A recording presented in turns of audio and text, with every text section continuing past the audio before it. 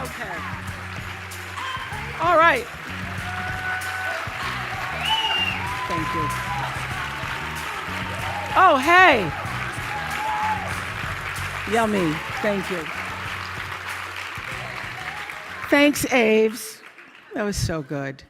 You know, all those years, 25 years of doing the Oprah show and going into work at 5:30 in the morning in the makeup chair by 6:30 and literally crawling home at night for 25 years, I used to wonder what the ladies who lunch were doing. Really, I was attracted to like paintings of women lunching and so this is what it's like. But even better, this is an empowerment lunch. You know, I changed how I viewed power about 1989. There was a book I read by a man named Gary Zukav called Seat of the Soul.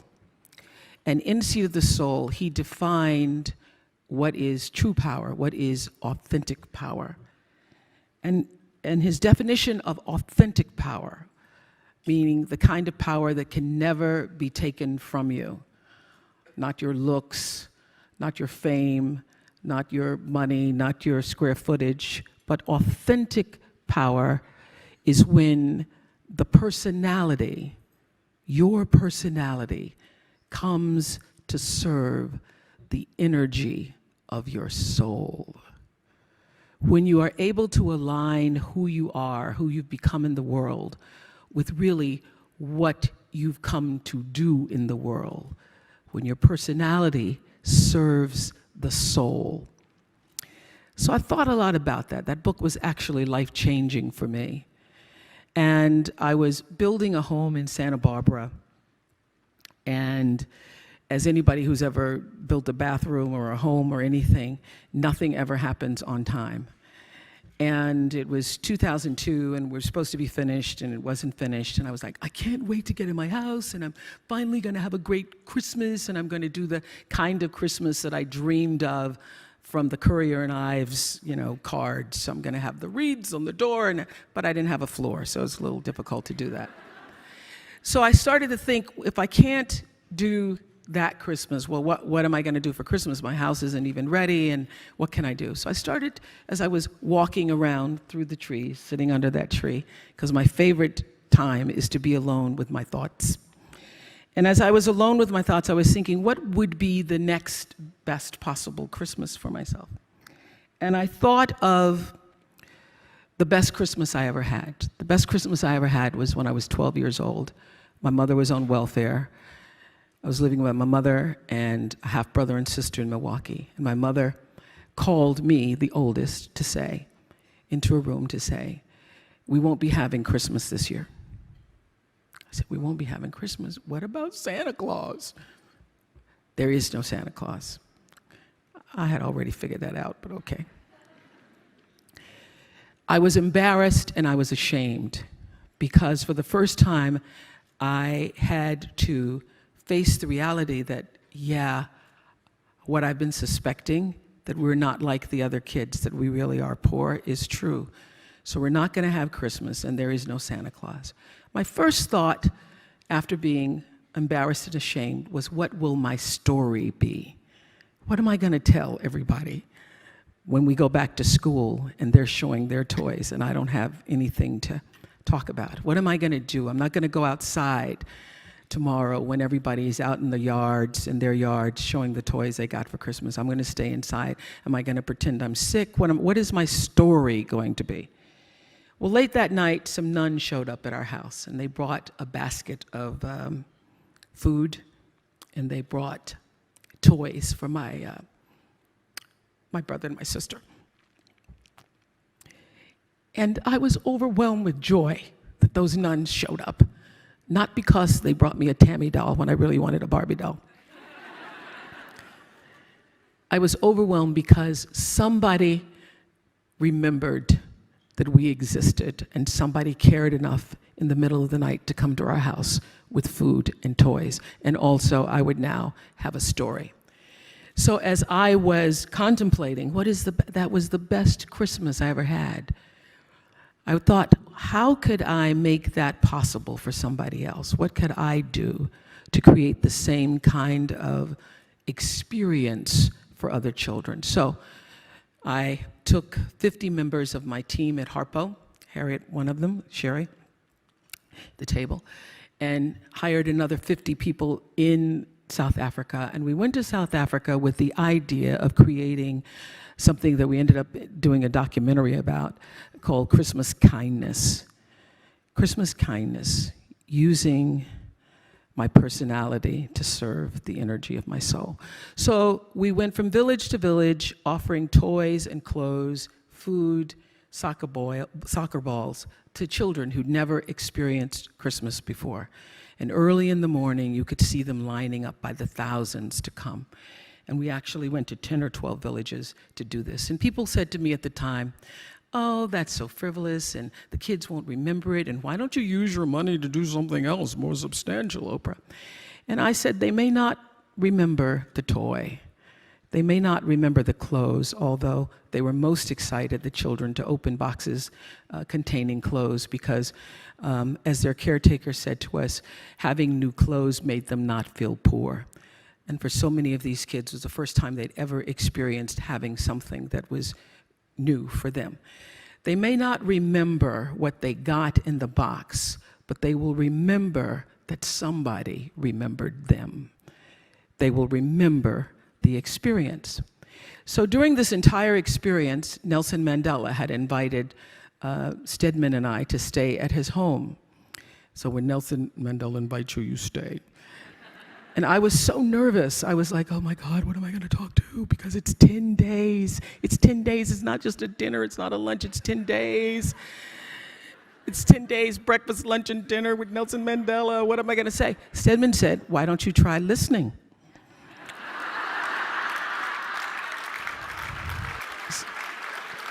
So I did. I had 29 meals with Nelson Mandela. At first, really, I was very, like, oh my God, it's Nelson Mandela.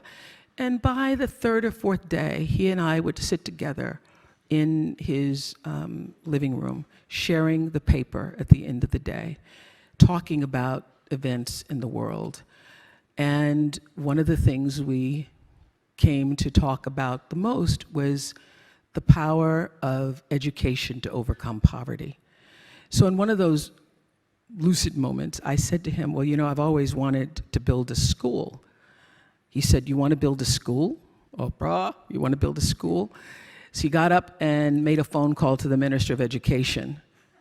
I wasn't planning on building it then.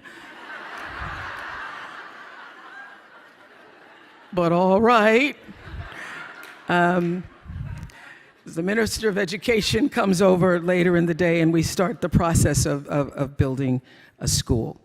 The reason why I wanted to build a school, because I tried different things, because I always knew, even before I could articulate, that my personality needs to serve my soul. I always knew that to whom much is given, as the Bible says, much is expected. Much is not just expected, much is required. So from the first time I came to Chicago and started to make more money than I needed to actually pay my bills, I reached out and was going to form a sister group trying to help young girls in the project.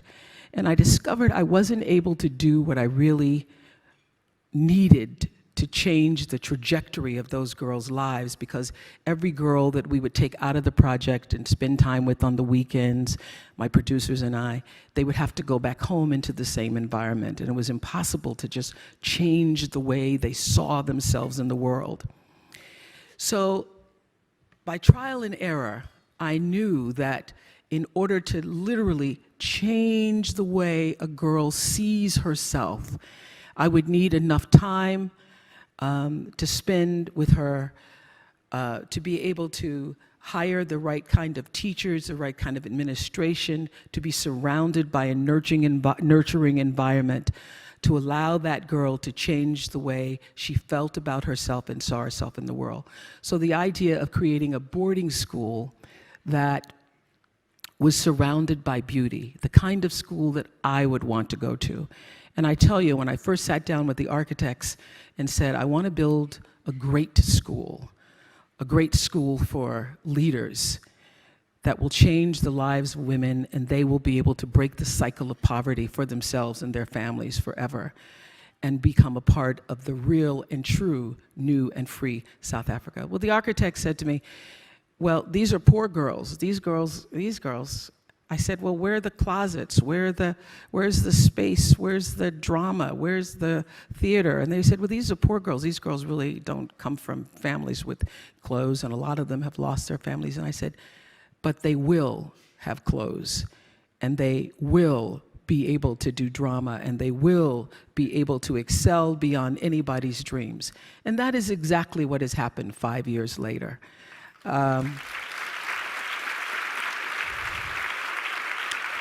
As Ava mentioned, we are now approaching, I'll go over at the end of November, and we have our 5th graduating class.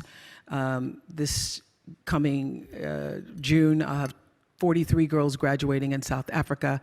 I have 7 in the United States graduating. I have 20 girls in the United States. One of them, Sade, is here today. Stand up, Sade. Say hi.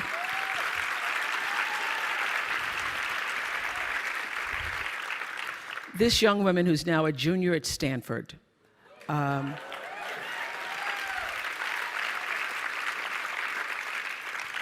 met when she was 12 years old, and I did the interview and said, tell me why you want to come. Do you want to come to this school? And she says, I really want to come. I really, really want to come. A dozen reallys.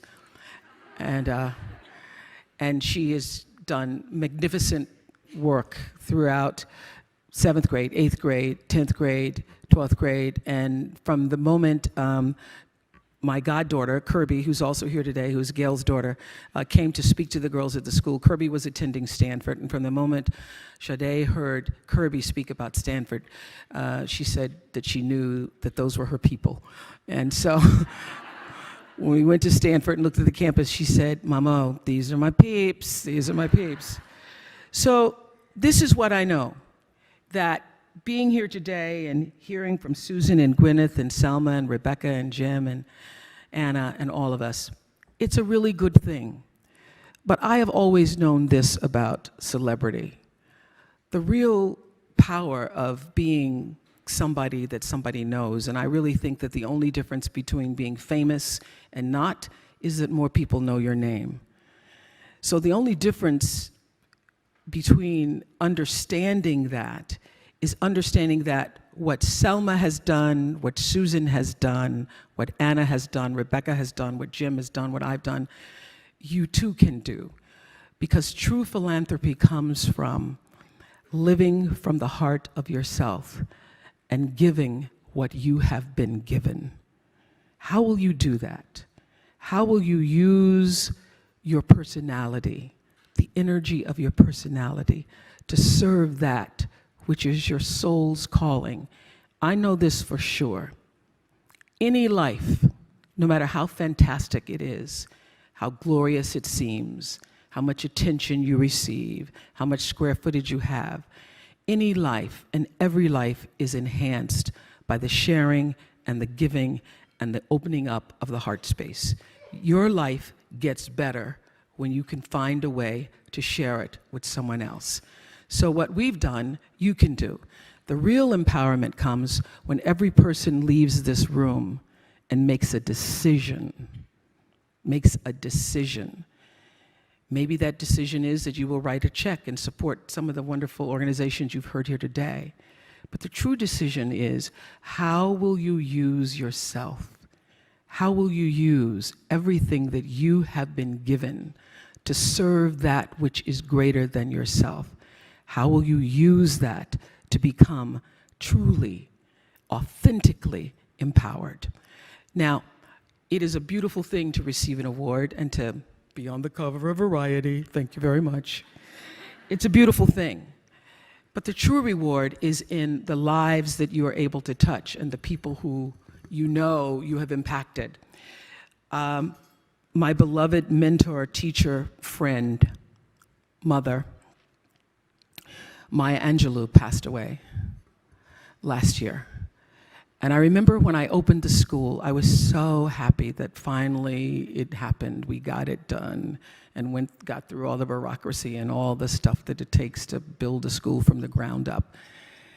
And I said to Maya, oh my God, Maya, this is my legacy. And Maya said, you have no idea. You have no idea what your legacy is. Your legacy is every life you have touched. Your legacy is every person you have met whose influence was felt by you. Every single person. So she said, it's every person who's ever watched a show and decided that they were going to go back to school, or watched a show and decided that I'm going to leave my husband. I'm going to no longer be a victim of abuse. Every person who watched a show and said, I am a victim of abuse, and because I saw this, I now can stand up for myself. Every person who gained a voice because of you. You have no idea what your legacy is. Your legacy is every life that you touch. And so, as you leave here today, the decision is, whose lives will that be? How will you use yourself in such a way that your impact and your legacy will live beyond the doing? So the great reward for me is knowing that what I'm doing and how I've done it and how I choose to live in the space that I call God, how in God I move and breathe and have my being, and I try to move from the center of that, is able to literally touch the lives of other people. I said to the girls when they first came to the school, we found them in villages and we found them in townships.